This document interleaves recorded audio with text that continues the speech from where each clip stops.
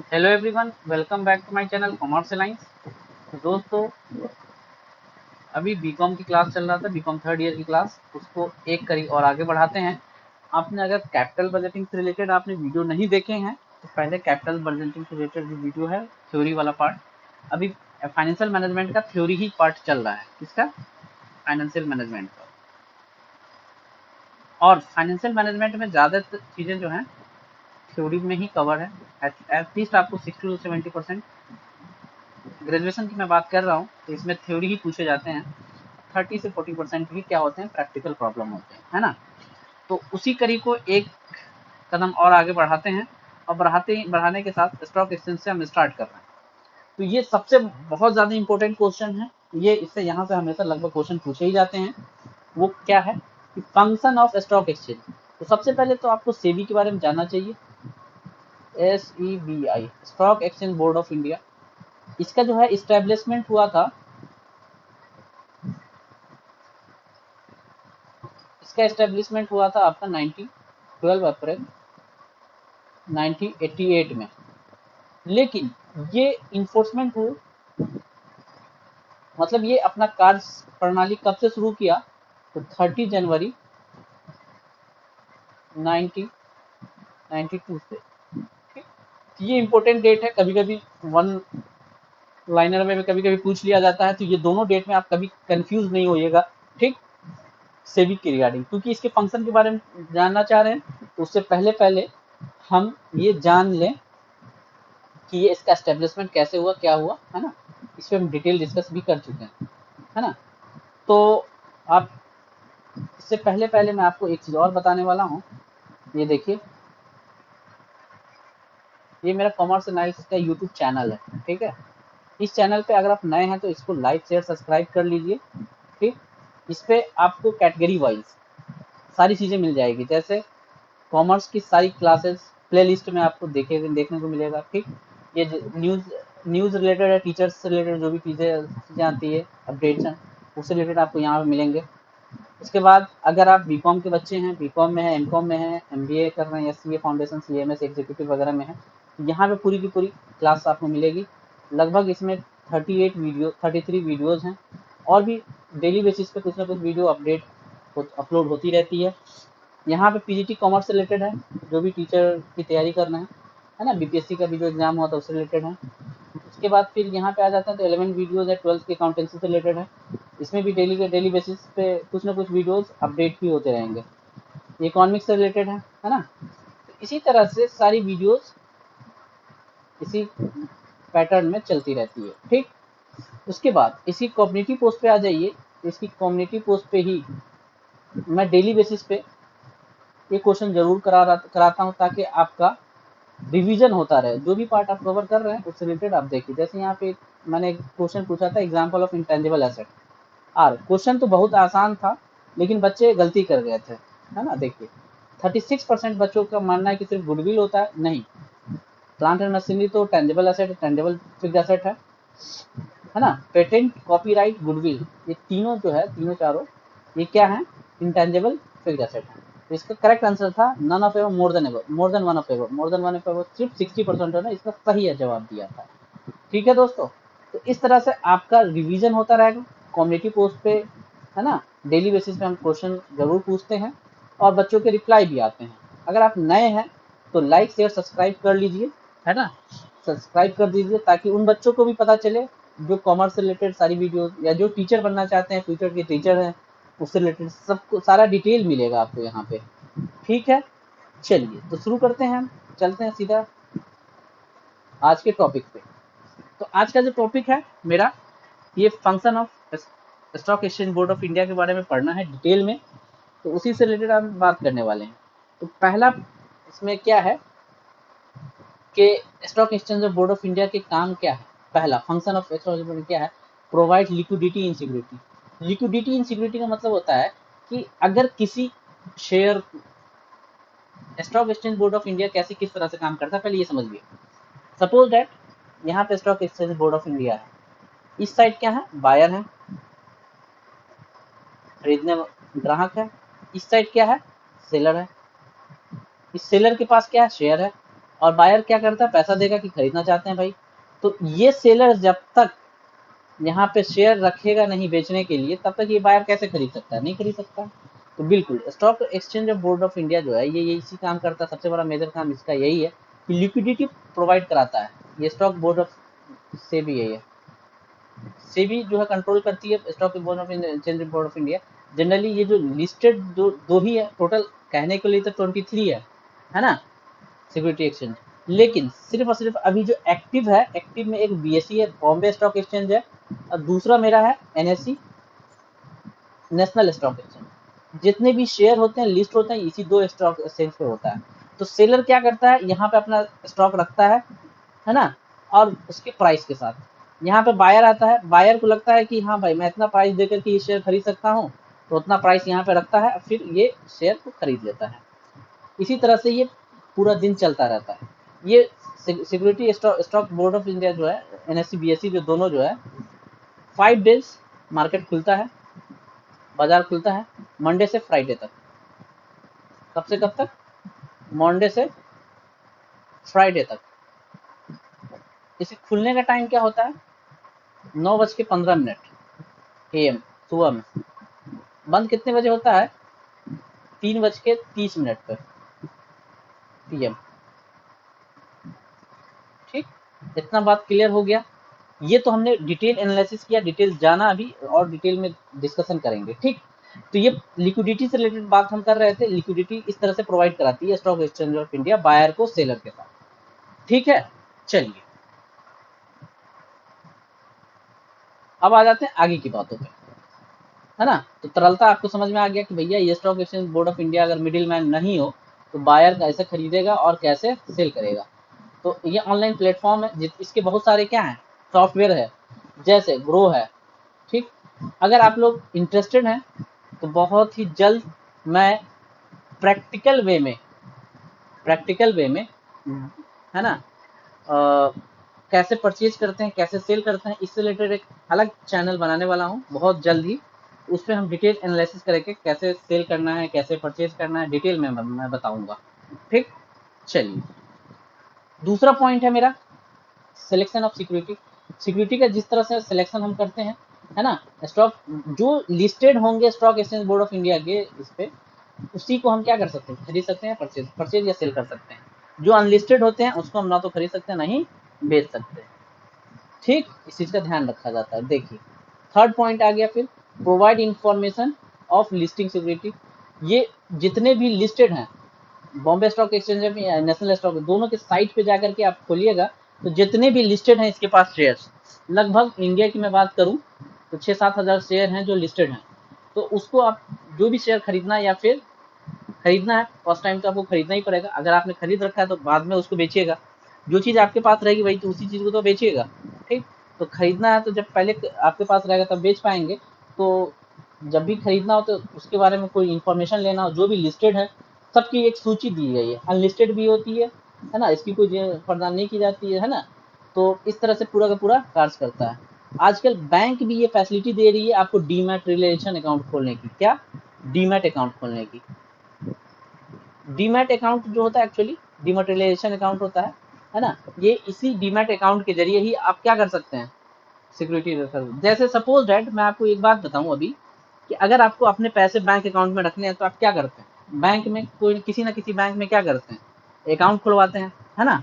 तो उसी तरह से यहाँ पे भी एक डीमैटेरियलाइजेशन डीमैट जिसको शॉर्ट फॉर्म में बोलते हैं, ये अकाउंट ओपन करना होता है। डीमैट अकाउंट ओपन करने के बाद ही हम सिक्योरिटी मतलब स्टॉक को परचेज कर सकते हैं या सेल कर सकते हैं। जब अगर हम पहले पास जो मेरे पास रहेगा उसको सेल करेंगे, जो अगर मेरे पास नहीं है तो उसको हम परचेज कर सकते हैं, है ना। इन सब सारी चीज़ों को डीमैटेरियलाइजेशन अकाउंट, इससे रिलेटेड हम डिटेल में डिस्कस करने वाले हैं दूसरे चैनल पे। बहुत जल्दी वो चैनल तैयार हो जाएगा, हो रहा है। ठीक, इस पर हम सिर्फ थ्योरेटिकल जानेंगे, वहां पे हम प्रैक्टिकल करेंगे। ठीक, चलिए नेक्स्ट है मेरा फोर्थ पॉइंट, पूंजी निर्माण में सहायक, असिस्टेंट फॉर्मेशन ऑफ कैपिटल। ये पूंजी निर्माण में भी हमारी क्या करता है, पूरी की पूरी मदद करता है ना। सेबी का जो काम है, देखिए स्कंद विवरण का एक महत्वपूर्ण कार्य देश की पूंजी के निर्माण में सहायता प्रदान करना तथा कार्य हेतु स्कंद जनता की छोटी छोटी बचतों को अपनी सेवाओं को विभिन्न संस्थाओं से आप लोगों ने म्यूचुअल फंड का बहुत ज्यादा सुना होगा, है ना, म्यूचुअल फंड का नाम सुना होगा, इसका ऐड भी आता रहता है, म्यूचुअल फंड ही सही है, सही है, हाँ सही है, इसका जो ऐड आपने देखा ही होगा, है ना। इसमें क्या होता है कि ये भी क्या स्टॉक लिंक्ड है, ये भी शेयर बाजार से लिंक्ड होता है।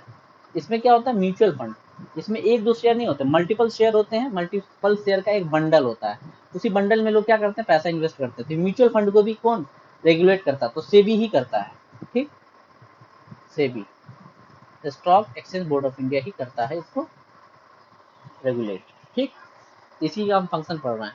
तो लोगों का पैसा लगा होता है ना, जिस तरह से आरबीआई किस तरह से बैंकों को कंट्रोल करती है, तो उसी तरह से म्यूचुअल मतलब ये शेयर बाजार को कंट्रोल कर, किस कौन करती है, तो सेबी करती है, इस बात का ध्यान रखना है, ठीक, उसी के हम फंक्शन पढ़ रहे हैं।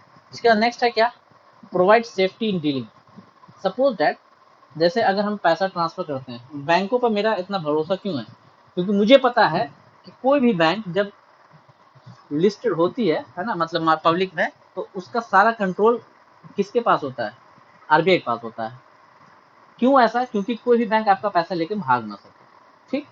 इसी तरह से यहाँ पे लोगों को सेल परचेज जो कर रहे हैं आ रहे हैं इस पे, है ना, डीमैट अकाउंट के जरिए जो यहाँ पे सिक्योरिटी मतलब शेयर को परचेज करते हैं या फिर म्यूचुअल पर परचेज करते हैं, जो सेल करते हैं, सेल परचेज के लिए जो बाजार में आ रहे हैं, शेयर बाजार में जो आ रहे हैं, उसको सिक्योरिटी जब तक नहीं दीजिएगा लोगों का विश्वास कैसे बढ़ेगा। आप ऐसा क्यों नहीं होता, किसी अननोन आदमी को पैसा क्यों नहीं देते हैं जमा करने के लिए, नहीं देते हैं ना, इसका रीजन क्या है कि उस पर आपको फेथ नहीं है, कौन है, अननोन है, हम नहीं जान रहे उसको, ठीक। तो सेम इसी तरह से यहाँ पे भी काम होता है, ठीक है। तो जब तक आपको लगेगा कि नहीं यहाँ पे सेफ्टी है, तब तक आप अपना पैसा इन्वेस्ट नहीं करने वाले हैं, सिक्योरिटी नहीं खरीदने वाले हैं। तो सेबी इसको गाइड करता है पूरी तरह से, जिसकी वजह से क्या होता है कि लोगों का क्या भरोसा है सेबी पे, है ना। तो इसी तरह से लोग यहाँ पे आते हैं और अपना ये हमें पूरी की पूरी सेफ्टी प्रोवाइड कराता है। नेक्स्ट पॉइंट 6 पॉइंट है प्रॉपर इवेल्यूशन सिक्योरिटी। यहाँ पे सारी इंफॉर्मेशन जो होती है ना किसी भी सिक्योरिटी का, वो डिटेल में मौजूद होता है, डिटेल। जब डिटेल में अब हमारे पास अवेलेबल है डेटा, तो हमारे लिए क्या है, बहुत आसान है उस कंपनी के बारे में पूरा पता करना। तो कोई भी यहाँ पे फर्जी चीजें नहीं डाल सकता, क्योंकि ये सेबी जो है ना, जैसे जहाँ पे जो लिस्ट होती है, दो दो लिस्टेड है अभी तक हमारे पास, बॉम्बे स्टॉक, टोटल तो कहने के लिए 23 है, लेकिन दो ही वर्किंग है। तो दो कौन कौन से वर्किंग है, तो Bombay stock exchange of India, BSE जिसको बोलते हैं, बीएसई, दूसरा है मेरा NSE, national stock exchange of India, यही दोनों लिस्टेड है ना। सारी की सारी शेयर यहाँ पे भी लिस्ट होते हैं, यहाँ पे भी लिस्ट हुए हुए, ठीक। या तो आप बीएससी के जरिए खरीद सकते हैं, एनएससी के जरिए, तीसरा कोई है नहीं अभी, ठीक है। इन्हीं चीजों का ध्यान रखा जाता है, इन्हीं चीज का ध्यान रख करके ये किया जाता है, ठीक। तो कह रहा है कि प्रॉपर यहाँ पे सारा डिटेल इन्फॉर्मेशन होता है, तो आप पूरा उस कंपनी के बारे में जा करके पहले देखिए, फाइनेंस उसका चेक कीजिए, आपको लगता है सारा उसका रेशियो एनालिसिस रहता है, मतलब उसका अर्निंग पर शेयर क्या है, ये पूरा डिटेल रहता है ना, उसकी कैपिटल कितनी है, उसने कितना लोन ले रखा है। आप सब लोग तो मतलब नॉर्मल बेसिक जो है, मतलब बेसिक चीज तो कोई भी जान सकता है, अगर डिटेल एनालिसिस करना है तो आपको अगर कॉमर्स बैकग्राउंड है तो आप अच्छे से क्या हो सकता है उस कंपनी की बात डिटेल पता कर सकते हैं, ठीक है। चीजें समझ में आ रही है कि नहीं बताइए, बोलिए। चलिए चलिए ठीक है, जो क्वेश्चन नहीं है समझ में आएगा पूछना है जो पॉइंट। अब आ जाता है नेक्स्ट पॉइंट, क्या है सट्टा बाजार को टू इनकरेज स्पेकुलेटिव डीलिंग। देखिए परिकल्पना बहुत अधिक है, लेन देन को प्रोत्साहित करती है। यहाँ पे है ना, साधारणतः वादे के सौदे होते हैं, वादे के सौदे के आपने प्रॉमिस किया कि मान लीजिए किसी मुझे रिलायंस, मेरे पास रिलायंस कंपनी के 100 शेयर, इस 100 शेयर का प्राइस जितना होगा, सपोज है 2500 पर शेयर है, तो 100 इंटू 25 करके ऑटोमेटिक मल्टीप्लाई हो जाता है ना। तो कितना हो जाएगा, 2,50,000 हो जाएगा, हाँ 2,50,000, 2,50,000 हमने उस पर security board exchange board of India पे सेल पे क्लिक करके दबा दिया, लगा दिया, है ना, मार्केट में लगा दिया, लिस्ट कर दिया। अब जो बंदे देखेगा, है ना, परचेजर एक साइड होता है, अभी मैंने बताया किस तरह से वर्क करता है। तो जो बंदे 2.5 लाख रुपए पे करेगा वो ये सब सारे 2500 मेरे पास जो है 2500 के जो मेरे पास 100 शेयर है ये वो लेके चला जाएगा। ठीक है, तो ये चीजें ये सब सारा का सारा कार्य कौन करता है, कैसे होता है, तो इस सेबी की मदद से हो पाता है ये। और सेबी अगर रेगुलेट ना करे, एनएससी पे वो ध्यान ना दे, है ना, इन सब सारी चीज़ों पे ध्यान ना दे तो हम नहीं परचेज सेल नहीं कर सकते। ठीक, इस सब चीज़ों का ध्यान दिया जाता है। चलिए, ऋण प्राप्त करने वाले सरकार की सहायता करना। कभी कभी गवर्नमेंट भी क्या करती है, डिवेंचर इशू करती है। तो डिवेंचर भी सिक्योरिटीज में आती है, शेयर आता है सिक्योरिटीज में, डिवेंचर आता है, ये सब सारी चीजें सिक्योरिटीज में आती है। तो गवर्नमेंट भी क्या करती है, इसी के जरिए पब्लिक से लोन लेती है, डिवेंचर इशू करती है, उसके बदले में लोग परचेज करते हैं गवर्नमेंट के डिवेंचर, तो उसके बदले में उसको इंटरेस्ट उस पर प्रोवाइड किया जाता है। तो ये भी चीज़ इसी के जरिए, ये भी सिक्योरिटी है, तो ये भी इसी के जरिए क्या होगा, बहुत सारे रिपोर्टेड कंपनी भी हैं जो सेबी से परमिशन लेकर के वो भी डिवेंचर इशू करते हैं। चलिए, 9th पॉइंट पर आ जाता है। ये सब सारे के सारे क्या है, फंक्शन है सेबी के। To assist company in raising new capital. अगर कैपिटल कंपनी को रेज करना है, इसमें भी सेबी से क्या होती है, परमिशन लेनी पड़ती है। ऐसी नहीं कि अपनी मनमर्जी से क्या करे, लोगों से पैसे ले लें, अब पता चला कि वो कंपनी फ्यूचर में डूब गई या पैसे लेके भाग गई, ऐसा नहीं। आपको पूरा प्रॉपर जेन्युइन रीजन देना पड़ता है कि क्यों आपको अगर चाहिए तो क्यों चाहिए, अब अपना पिछला प्रॉफिट दिखाइए। तो इसमें पता है सेबी ने अभी बहुत बढ़िया ये बना रखा है कि कोई भी कंपनी नया आईपीओ लेके आ ही नहीं सकती है। आईपीओ लाने के लिए कंपनी को क्या करना पड़ेगा, एटलीस्ट 3 इयर्स का पास्ट प्रॉफिट दिखाना पड़ेगा कि आप 3 साल से प्रॉफिट में हो कि नहीं। कोई लॉस मेकिंग कंपनी है ना, तो वो कभी भी आईपीओ नहीं लेके आ सकती है, कंपनी का यह मतलब। आईपीओ से बात आया कि ये क्वेश्चन पूछा गया था स्टेट 2023 में जो अभी एग्जाम हुआ था। आईपीओ का फुल फॉर्म, इसका फुल फॉर्म होता है इनिशियल पब्लिक ऑफर। ये प्राथमिक बाजार में इसको क्या करता है, खरीदा जाता है। और सेबी जो ये क्या कहते हैं, बीएससी एनएससी पे जो लिस्टेड कंपनी जो होती हैं वो सब सारी चीजें सेकेंडरी बाजार की होती हैं। सेकेंडरी बाजार का मतलब कि इसको ओरिजिनली एक बार परचेज कर चुके हैं और जब बार बार परचेज सेल किया जाता है उसको सेकेंडरी बाजार पे लिस्ट किया जाता है। प्राइमरी में सिर्फ एक ही बार परचेज होती है, तो वहां से आईपीओ बन के निकल के आता है, आईपीओ इनिशियल पब्लिक ऑफर। चीज है, ठीक है। नेक्स्ट पॉइंट पे आ जाते हैं। टू एस्टेब्लिश द सिक्योरिटीज, है ना, स्कंद विवरण में किसी प्रतिभूति विक्रय करने पूर्व उसका लिस्टिंग होना आवश्यक है। जाहिर सी बात है, पहले बताया कि यहाँ पे जो कंपनी लिस्टेड है उसी को हम खरीद सकते हैं और सेल कर सकते हैं। ये डिमांड एंड सप्लाई पे उसका प्राइस तय होता है। मान लीजिए कि 100 रुपए का शेयर है लेकिन सेलर कम है, बायर ज्यादा, तो हो सकता है कि उसका शेयर 101, 102, 105, जो 105 रुपए देने को तैयार होगा उसको वो शेयर मिले। इस तरह से डिमांड एंड सप्लाई पे भी प्लस कंपनी के फंडामेंटल पे भी सारी चीजें क्या होती है, वर्क करती है। चलिए, नेक्स्ट मेरा क्वेश्चन है, यहाँ से कई बार आ चुका है, देखिए 2019 में यहाँ से पूछा जा चुका है कि भारतीय स्कंद बाजार, स्कंद बाजार का मतलब है स्टॉक बाजार, सिक्योरिटी बाजार। ठीक, तो आप क्या समझते हैं, इसके कार्य पद्धति को समझाइए। देखिए, भारत में स्वीकृत कितने स्टॉक एक्सचेंज हैं, तो 23, जिसमें से जिसकी बात हम पहले भी कर चुके हैं, बीएससी और एनएससी ही 2 स्टॉक एक्सचेंज ऐसे हैं जो अभी क्या है, सक्रिय हैं। कहने के लिए तो स्वीकृत इतने किए गए थे 23, ठीक, जिसमें था लखनऊ स्टॉक एक्सचेंज, मतलब हर शहर पे था, अहमदाबाद था, क्या क्या था, है ना, टोटल 23 है। लेकिन सिर्फ और सिर्फ अभी जो सक्रिय है, मतलब जो एक्टिव है, वो सिर्फ और सिर्फ सेबी है या फिर एनएससी है। ठीक, चलिए, शेष क्षेत्रीय स्टॉक एक्सचेंज सेबी द्वारा डिमोलिशन हो गया, मतलब उसको क्या किया गया, खत्म कर दिया गया, है ना।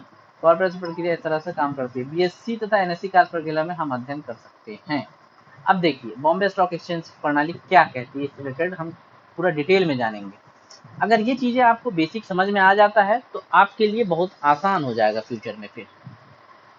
ठीक, सेबी, ध्यान से सुनिए, देखिए, सेबी के निर्देश के अनुसार बीएससी ढांचे हैं, है ना, इक्विटी को देखता है, ये सब ठीक, अंश पूंजी के ब्रोकर्स के साथ विदेशी सब सारा चीज को देख करके ये किया जाता है। जैसे अभी आपने कुछ दिन पहले देखा होगा कि अडानी पे मतलब आरोप लगा था, है ना, हिंडनबर्ग जो है उसने लगाया था आरोप कि ऐसे ऐसे है ना, तो सेबी कहाँ सोया हुआ था, सेबी क्यों नहीं ध्यान दिया, ये वो मतलब बहुत सारे इस पे क्वेश्चन हुए थे, है ना। ठीक है, तो उस पे जो लिस्टिंग होती है वो कैसे, कौन पूंजी मतलब उसमें कौन इन्वेस्ट कर रहा है ना, ये सब सारी चीज़ों पे ध्यान दिया जाता है पूरा। उसके बाद ट्रेडिंग प्रणाली होती है, ये कब से स्टार्ट की गई थी, 1995 से, है ना, जिसको बोलते हैं बॉम्बे इन ऑनलाइन ट्रेडिंग। ऑनलाइन ट्रेडिंग होता है, लागू हो चुकी है इस प्रणाली के अंदर, कंप्यूटर के आंतरिक क्रय विक्रय का सौदा किया जाता है। आजकल जो डीमैट अकाउंट ओपन करते हैं ना, तो इसको आप या तो फोन से भी कर सकते हैं या लैपटॉप से भी कर सकते हैं। ये आजकल ना एक बहुत ही आसान हो गया, एक ऐप बहुत सारे हैं जिस ऐप के थ्रू आप ये चीजें कर सकते हैं। जीरोदा है, ग्रो है ना, उसके बाद 5पैसा है, बहुत सारे हैं, एंजल ब्रोकिंग है, बहुत सारे इस तरह के ऐप हैं जो आपको ये सारी फैसिलिटी देती है। आजकल तो बहुत सारे बैंक भी हैं, जैसे एचडीएफसी, आईसीआईसीआई, एसबीआई, ये भी आपको डिमैटेरियलाइजेशन अकाउंट देती है, जिससे आप आसानी से, है ना, ओपन कर सकते हैं। बस इतना समझिए जैसे कि आपको पैसे रखने के लिए सेविंग अकाउंट खोलना पड़ता है या फिर करेंट अकाउंट, हाँ है ना। अगर आप इंडिविजुअल है तो सेविंग अकाउंट ओपन करते हैं, क्या कि अपने बैंक अकाउंट में पैसे रखेंगे। उसी तरह से डीमैट अकाउंट का भी यही काम है। डीमैट अकाउंट में क्या करते हैं, शेयर को रखे जाते हैं, है ना। जिस तरह से पैसे रखने के लिए सेविंग अकाउंट होता है, उसी तरह से शेयर या म्यूचुअल फंड को खरीदने के लिए क्या करना पड़ता है, डिमैटेरियलाइजेशन अकाउंट ओपन करना होता है ना। ये चीज याद रखिएगा, ठीक। तो डीमैट अकाउंट ओपन कराना जरूरी है अगर आपको शेयर वेयर परचेज करना है तो, ठीक। इसी के रिगार्डिंग ये सब सारी बातें, जो बात हमने ऊपर करी है, देखिए यहाँ पे वो बता रखा है कि प्राय 9:15 बजे खुलता है और 3:30 बजे ये प्रणाली क्या होती है, निरंतर सौदे चलते रहते हैं, फिर बंद हो जाती है, मार्केट बंद हो गया। ये 5 डेज ही चलता है वीक में, मंडे टू फ्राइडे, ठीक। अगर कोई हॉलीडे है तो हॉलीडे पे भी ये मार्केट क्या रहता है, बंद रहता है, इतना याद रखिए, ठीक। देखिए कह रहा है ना लगभग 6,000 बीएससी पे, 6 से 7 हजार, है ना, जो इस पे लिस्टेड है। अब इसमें बहुत सारे टर्म हैं, ये सब सारे टर्म यहाँ पे थ्योरी पार्ट में जान लीजिए। जब हम प्रैक्टिकल वाला चैनल आएगा तो वहाँ पे तो लाइव करके बताऊंगा कि देखिए किस तरह से हम परचेज करते हैं, किस तरह से शेयर को सेल करते हैं, पूरा डिटेल एनालिसिस करके आप लोग को वहाँ पे बताने वाला हूँ। यहाँ पे बस थ्योरेटिकल पॉइंट ऑफ व्यू से आपको समझ लेना है कि ऑर्डर किस तरह से काम करता है, ऑर्डर क्या होता है, इस पे आ जाते हैं। देखिए टाइप्स ऑफ ऑर्डर, एक निवेशक क्रय विक्रय सौदे बाजार में प्रचलित मूल्यों के आधार पर अथवा नियत मूल्यों के आधार पर कर सकता है। टाइप्स ऑफ ऑर्डर का मतलब ये होता है कि अगर आप परचेज करना चाह रहे हैं तो पैसा उतना लगाइए और उतना शेयर के लिए क्वांटिटी डाल दीजिए, और जब भी कोई भी सेलर अगर आपके प्राइस के अकॉर्डिंग सेल करेगा तो वो शेयर आपके डीमैट अकाउंट में आ जाएगा। एक होता है मार्केट ऑर्डर। मार्केट ऑर्डर का मतलब होता है कि आपको इंस्टेंट खरीदना है ना, चाहे मार्केट वैल्यू कुछ भी हो, तो फौरन खरीदा जाएगा अगर मार्केट रेट पे आप खरीदते हैं तो, ठीक है ना। बहुत वोलेटाइल होता है, जैसे कभी कभी ना कोई शेयर नीचे गिरने लगता है तो लोग क्या करते हैं कि और नीचे लगा करके छोड़ देते हैं ताकि वो खरीदा जाए। मार्केट पे एट ए टाइम जितना मार्केट पे बराबर मिलेगा सेलर का, वो मार्केट एट ए टाइम खरीदा जाता है। टाइप्स ऑफ ऑर्डर में मतलब कि लिमिट लगा करके छोड़ देना होता है। लिमिट लगा के छोड़ देना मतलब कोई 100 रुपए का शेयर है, जब आज मार्केट खुला ना तो ये 100 रुपए का, लेकिन ये मार्केट ना नीचे ट्रेंडिंग की तरफ जा रहा है, तो मैंने क्या किया 95 पे, अभी ये 97 पे आ गया है, ठीक। मैंने 95 पे 100 शेयर लगा कर छोड़ दिया, तो मेरा 9,500 पैसे लगे। और जैसे, और अभी ये 9700 का दिखा रहा है, अगर ये 9500 के अप्रॉक्स आएगा तो ये शेयर खरीदा जाएगा मेरा। अगर नहीं आया, यहीं से वापस चला गया, मान लीजिए 96 से वापस चला गया, तो ये शेयर मेरे पास नहीं आ पाएगा। इसी को बोलते हैं क्या, लिमिट ऑर्डर, कि आपने लिमिट जितना का लगाया है वो उस लिमिट पे ही आपको क्या होगा, खरीदारी होगी या फिर बेच सकते हैं, ठीक। चलिए ये चीज स्टॉप लॉस, ये स्टॉप लॉस वगैरह क्या होता है कि आप ना उसी ऐप में नीचे की तरफ मान लीजिए इतना पे चाल, सपोज दैट ये 100 रुपए का शेयर मैंने खरीदा था, तो मैं इस पे ज्यादा से ज्यादा 10 रुपया ही नुकसान सह सकता हूँ, मान लीजिए 10 रुपीज, तो मैं 90 पे क्या करूंगा, स्टॉप लॉस लगा दूंगा। भैया इससे ज़्यादा मत जाना, इससे ज़्यादा मैं लॉस सहन नहीं कर सकता हूँ। तो जैसे ये 90 आएगा तो ऑटोमेटिक ये आपके शेयर क्या हो जाएंगे, सेल हो जाएंगे। स्टॉप लॉस इसको बोलते हैं। यहाँ पे आपका लॉस स्टॉप हो जाएगा, जैसे 90 से नीचे आएगा सेल। आपके पास जो शेयर होगा उसी को तो सेल करेंगे, पहले आपके पास वो शेयर होने चाहिए। ठीक, लिमिट ऑर्डर का समझ लिया कि अब दोनों में कर सकते हैं, सेल के टाइम पे भी परचेज के टाइम। मान लीजिए ये शेयर आया आज और ऊपर चढ़ने लगा, तो आपको लगेगा क्या कि 105 रुपए पे लगा देते हैं, ये हमारे पास 100 शेयर थे, तो अगर 10,000 रुपये 10,500 रुपये आपके पास आएंगे, 105 इंटू 100 के हिसाब से, 100 शेयर 105 के हिसाब से आ गया, तो जैसे 105 रुपया आएगा तो ये शेयर आपको आपका क्या होगा, सेल हो जाएगा। नीचे की तरफ खरीदने के टाइम पे जनरली लोग महंगा थोड़ी ना खरीदना चाहेगा, सस्ता ना चाहेगा। खरीदने के टाइम पे लोग नीचे का लोड लगाते हैं, और बेचने के टाइम पे चाहते हैं मैक्सिमम प्रॉफिट हो। इस तरह से ये चीजें काम करती हैं। ठीक, तो स्टॉप लॉस समझ में आ गया कि जब जहां पे प्राइस पे आप चाहते हो कि इसके नीचे हम जोखिम नहीं ले सकते हैं, यहाँ तक अगर नीचे प्राइस आ गया, क्योंकि शेयर मार्केट, शेयर बाजार क्या है, बहुत ही वोलाटाइल होता है। वोलाटाइल होने की वजह से इसमें लिमिट लगाना पड़ता है, स्टॉप लॉस लगाना पड़ता है ऐसे प्राइस पे जितना आप लॉस बियर करने को तैयार है। वही बात मैंने बताया कि 100 रुपए का शेयर है, अगर स्टॉप लॉस अगर आपने 90 रुपीज पे लगा दिया है, तो 90 से नीचे जैसे ही जाएगा, है ना, आपका ये ऑटोमेटिक सेल हो जाएगा। क्यों स्टॉप लॉस लगाया जाता है कि आपको ज्यादा नुकसान नहीं हो, है ना। इस चीज का ध्यान रखने के लिए स्टॉप लॉस लोग लगाते हैं। एक होता है डे ऑर्डर। डे ऑर्डर का मतलब कि आपको क्या करना है कि उसी दिन आपको खरीदना है, उसी दिन बेचना है। ठीक, इसको बोलते हैं इंट्रा ट्रेडिंग भी बोलते हैं। इंट्रा ट्रेडिंग मतलब विद इन 1 डे के अंदर आपको क्या करना है, शेयर को खरीदना है, शेयर को बेचना है, ये आता है यहाँ से। ठीक, जब इसमें हम डिटेल में आएंगे ना तो प्रैक्टिकल करके आप लोग को बताएंगे, चिंता करने की बात बिल्कुल भी नहीं है। ठीक, अब होता है सेटलमेंट। अगर हम कैश एंड कैरी बोलते हैं, कैश एंड कैरी का मतलब कि जो आज हमने परचेज किया तो क्या वो मेरे पास सेम डे वो शेयर आ जाते हैं, नहीं, आपको दिखेगा लेकिन एक्चुअल में वो शेयर आने में कम से कम T+2 डेज, 2 दिन लग जाता है। अब देख लीजिए यहाँ पे, दूसरे जन विक्रेता भुगतान करने के प्रति कर्ता तथा विक्रेता ब्रोकर के प्रति सपोर्ट, है ना। दूसरा settlement of the trade stock exchange के पृथक एजेंसी क्लियरिंग हाउस द्वारा किया जाता है। आजकल यह कंपलसरी रोलिंग सेटलमेंट CRS के जरिए ये चीजें हो रही है। उसके बाद अकाउंटिंग पीरियड सेटलमेंट होता है। CRS के अंतर्गत प्रतिदिन व्यवहार में T+2 डेज के आधार पर होता है, और प्रत्येक व्यवहार मतलब ट्रेड डे 2 दिन के अंदर अंदर पूरा किया जाता है। सेटलमेंट साइकिल जो होता है T+1 डे, मतलब जिस दिन ट्रेड कर रहे हैं प्लस एक दिन, सपोज दैट हम मंडे को ट्रेड कर रहे हैं तो यहाँ पर से एक दिन और जोड़ लीजिए तो क्या होगा, हमारा सेटलमेंट होगा ट्यूजडे को। और इसका जो प्रणाली CRS का जो टाइम है T+2 डेज है, मतलब कि अगर मंडे को कर रहे हैं तो ये प्रक्रिया पूरा कंप्लीट कब होगा, वेडनेसडे को। ठीक है, नेक्स्ट, टी के अगले एक सुपुर्द की जाती है, ब्रोकर्स द्वारा लेन देन के आदेश प्राप्त करता है एवं संबंधित सूचना एकत्रित की जाती है। ब्रोकर ट्रेड के दूसरे दिन पार्टिसिपेंट DP के माध्यम से वास्तविक सुपुर्द क्लियरिंग हाउस को मनी सेटलमेंट विवरण दिया जाता है तथा अपने क्लाइंट के खातों में विक्रय, मतलब एक ब्रोकर भी बीच में वर्क करता रहता है ना। ब्रोकर की तरफ, ब्रोकर कौन किस तरह से वर्क करता है, जितने भी ये ऐप वाले हैं ना, ये ब्रोकर है, एक तरह से ब्रोकरेज हाउस है। सपोज दैट जैसे मैंने अभी पहले ही बताया था कि जितने सारे ऐप है, जैसे जीरोधा है, ब्रोकर का काम करता है ना, जीरोधा ब्रोकर बीच में मिडिल मैन की तरह, वो आपको डायरेक्ट स्टॉक एक्सचेंज अपना अकाउंट ओपन करवाता है स्टॉक, तो इसका सेटलमेंट का डेट रहता है। ग्रो है ना, सबसे आसान जो है वो ग्रो का है, वो मैं आपको बताऊंगा डिटेल में किस तरह से कैसे क्या करना है। ये सब सारी चीजें यहाँ पे वर्क करती है इस तरह से। अब आ जाती क्या, निगरानी पद्धति, मतलब सर्विलांस सिस्टम। सर्विलांस सिस्टम क्या कि अगर BSE पूरा का पूरा इस पर क्या रहती है, निगरानी करती है। किसी भी कंपनी के मार्केट में अगर बहुत ज्यादा उतार चढ़ाव होता है तो उस पर क्या होता है, निगरानी रखती है, ट्रू एंड शेयर बाजार की दशा को उपलब्ध कराया रहता है ना।